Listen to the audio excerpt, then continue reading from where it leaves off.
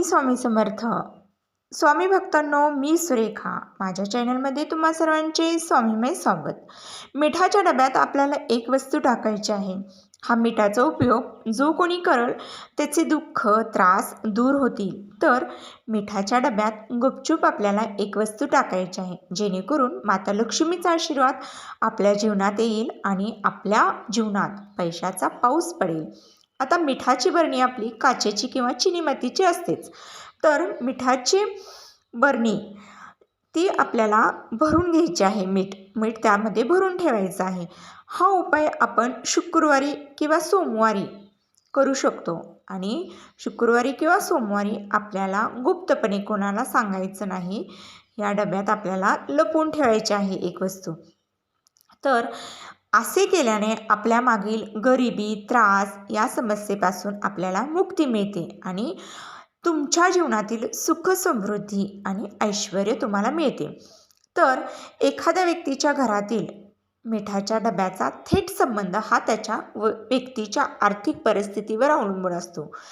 ज्योतिषशास्त्रात स्पष्टपणे असे सांगितले आहे की घरातील मिठाचा डब्बा रिकामा झाला तर त्या घराच्या परिस्थितीत मोठा फरक पडतो आणि त्या घरातील वास्तुदोषही वाढू लागतात. मग आपण हा डब्बा मिठाचा कधीही रिकामा ठेवायचा नाही.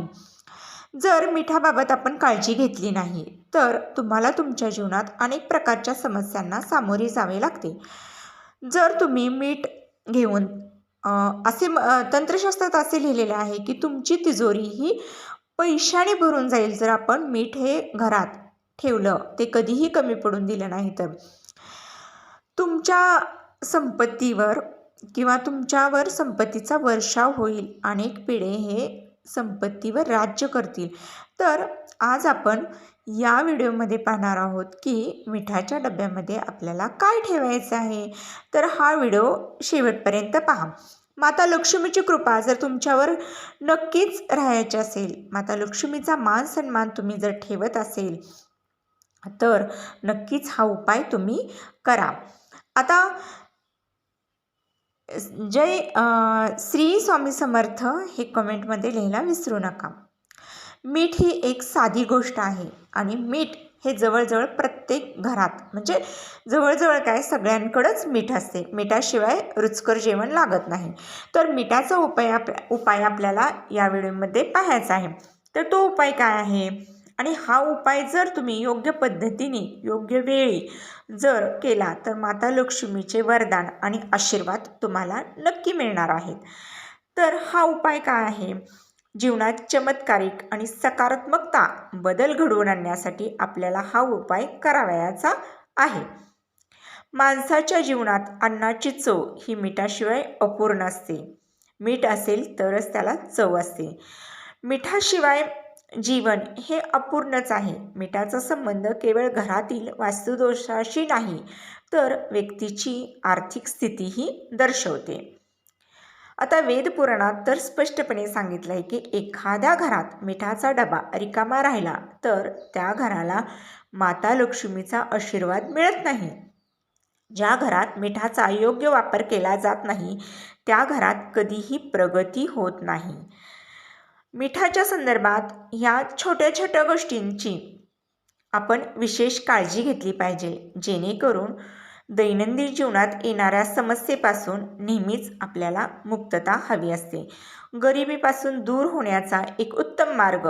तुमच्या घरात गरिबी पसरली आहे, तुमच्या घरातील सर्व व्यक्तींचे एकमेकांशी जमत नाही, तुमच्या घरातील व्यक्तींना त्यांच्या कामात अपयश येते किंवा अनेक समस्यांना सामोरे जावे लागते, तसेच तुमच्या घरातील प्रगती आशीर्वाद हे पूर्णपणे थांबलेले असतात.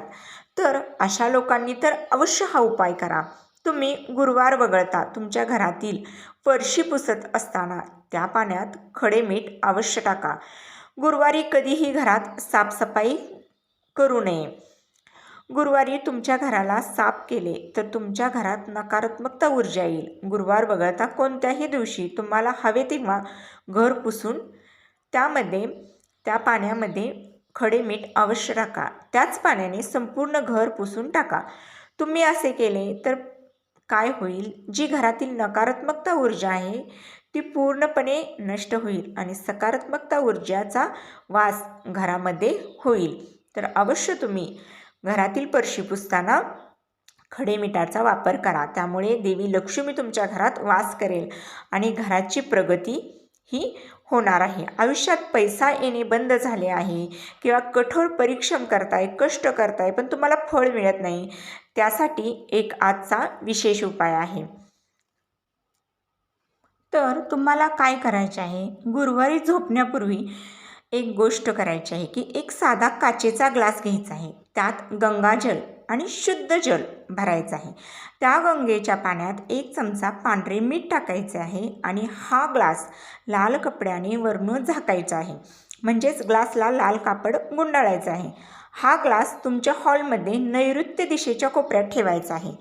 तिथे जर जागा नसेल तर कोणत्याही कोपऱ्यात ठेवा, परंतु शक्यतो नैऋत्य कोपऱ्यातच ठेवा.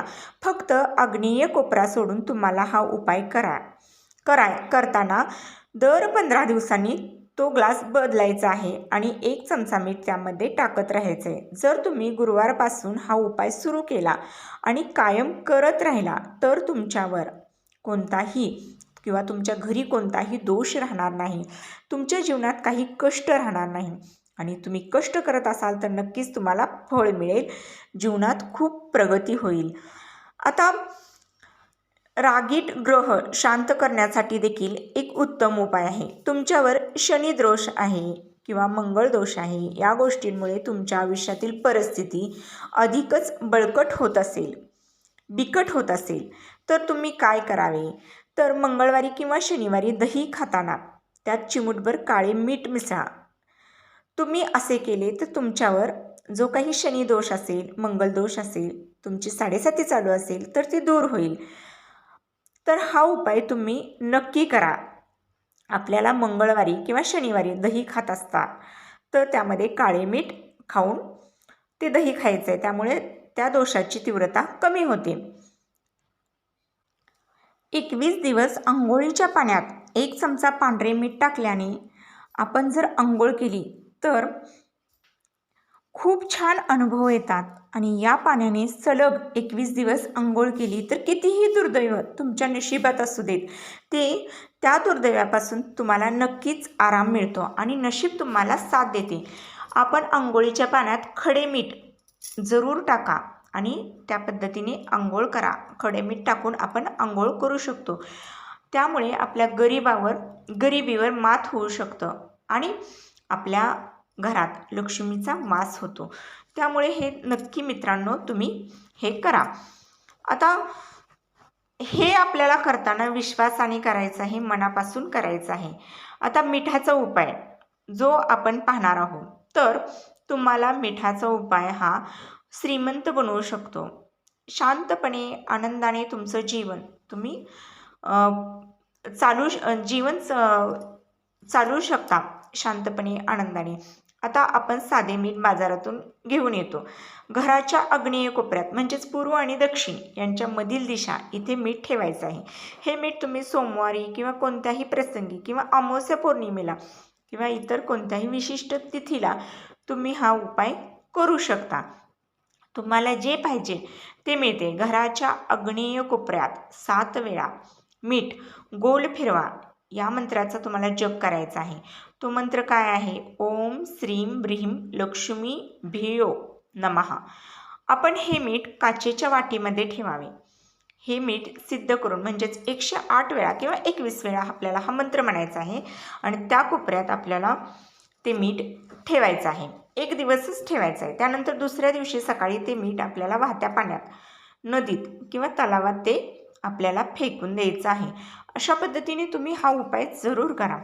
आपल्या घरात लक्ष्मीचा वास येईल, आपल्या घरातील निगेटिव्ह ऊर्जा निघून जाईल, सकारात्मकता दृष्टिकोन घरातील लोकांचा वाढेल. आपल्याला आता संध्याकाळी कोणाला मीठ द्यायचे नाही आणि कोणाकडून उसने घ्यायचे नाही, कारण असे जर तुम्ही केले तर घरातील सुख समृद्धी निघून जाते. मग मीठ घेणारी व्यक्ती उद्ध्वस्त होते किंवा देणारी. म्हणूनच संध्याकाळी मीठ घेऊ नये किंवा कुणाला देऊ देखील नाही.